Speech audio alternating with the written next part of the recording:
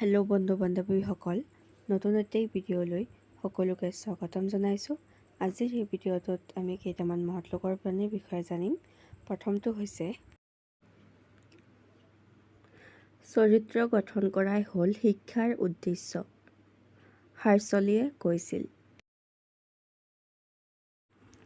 জীৱনৰ সমস্ত কলাৰে শ্ৰেষ্ঠ কলা হৈছে ভালদৰে জীয়াই থাকিব জনাটো, মহাত্মা গান্ধীয়ে কৈছিল।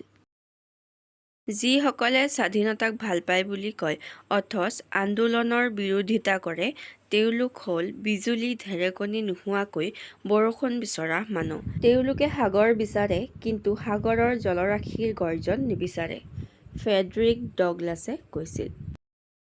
সময়েই হ'ল মানুহৰ আটাইতকৈ মূল্যৱান সম্পদ, কাৰণ সময় এবাৰ গ'লে কেতিয়াও ঘূৰি নাহে, টমাছ আলভা এডিছনে কৈছিল। শিক্ষা হৈছে আটাইতকৈ শক্তিশালী অস্ত্ৰ, যাক ব্যৱহাৰ কৰি আপুনি পৃথিৱীখন সলনি কৰিব পাৰিব, নেলছন মেণ্ডেলাই কৈছিল। সকলোতকৈ খৰকৈ সেইজন মানুহেই আগবাঢ়ি যাব পাৰে যিয়ে অকলে খোজ দিয়ে, ৰুডিয়াৰ্ড কিপলিঙে কৈছিল।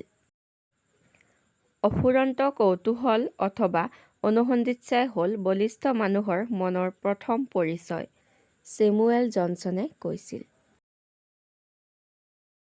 নজনাটো লাজৰ কথা নহয়, শিকিবলৈ যত্ন নকৰাটোহে লাজৰ কথা, বেঞ্জামিন ফ্ৰেংকলিনে কৈছিল। জ্ঞানৰ সমান পবিত্ৰ বস্তু একো নাই, শ্ৰীকৃষ্ণই কৈছিল। ভৱিষ্যতৰ বিষয়ে বৰকৈ চিন্তা-ভাবনা কৰা উচিত নহয়, ভৱিষ্যত সোনকালে বৰ্তমানত পৰিণত হয়, আইনষ্টাইনে কৈছিল। যি মানুহৰ শিক্ষা নাই তেওঁ এডাল শুকান কাঠৰ দৰে, হজৰত মুহাম্মদে কৈছিল।